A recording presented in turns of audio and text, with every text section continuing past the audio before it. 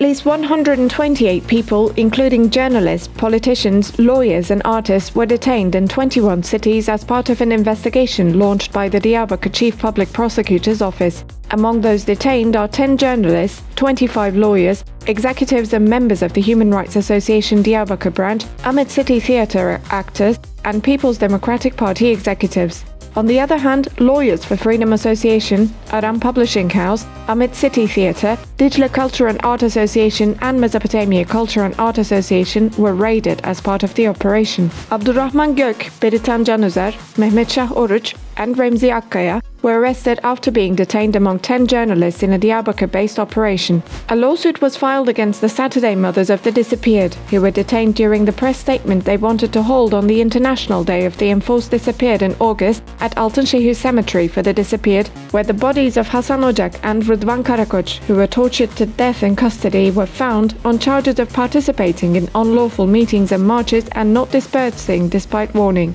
The first hearing of the lawsuit filed against 14 relatives of the disappeared and rights defenders will be held on May 4th at the Istanbul Küçükçekmece First Criminal Court of First Instance. On April 24, 2020, Özkan Yücel, then president of the Izmir Bar Association, and 10 Bar Association executive lawyers, who were charged with publicly insulting religious values for publishing a statement reacting to Ali Erbaş, the head of religious affairs, who targeted the LGBTQIs with his Friday sermon, made hate speech, and attributed epidemics to homosexuality, were acquitted in the first hearing. On the 943rd week of the Saturday Mothers' search for justice, the police again attacked the statement they wanted to make at Galatasaray Square, where the police blockade continues despite the violation of rights ruling of the Constitutional Court. 17 people, including the Saturday Mothers and human rights defenders, were detained when they wanted to make a statement at the square, which has been banned for 242 weeks without interruption. The case against Bianet News Portal's former editor-in-chief Nazan Özcan, who was accused of insult and slander due to the news on the lawsuit filed against her colleagues after they brought the bribery allegations against President Erdogan's former lawyer Mustafa Doğan Inal to the agenda,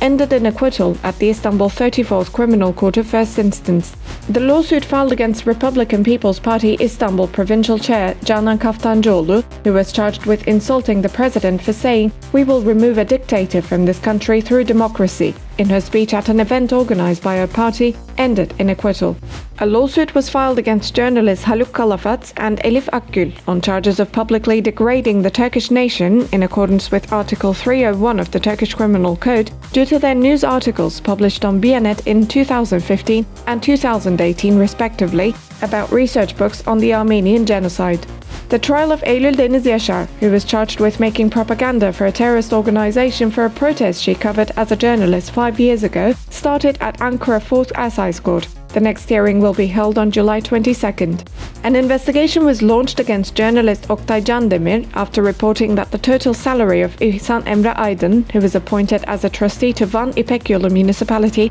was 150,000 Turkish liras on the charge of publicly disseminating untrue information about the internal and external security, public order, and public health of the country with the sole purpose of creating anxiety, fear or panic among the public in a way that is likely to disrupt public peace.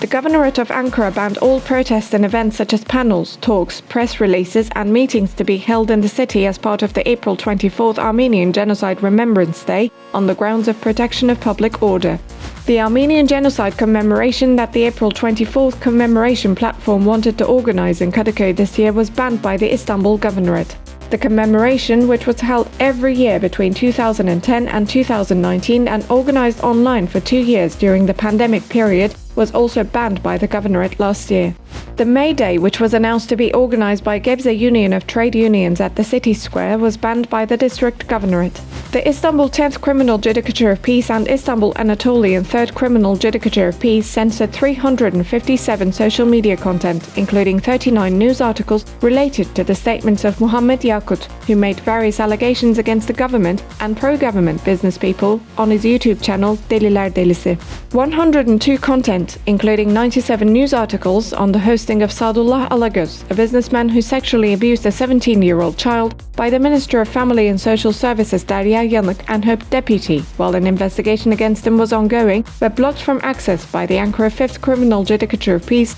upon the request of the ministry. News and articles on the issue had previously been censored upon the request of Deputy Minister İsmail Ergüneş.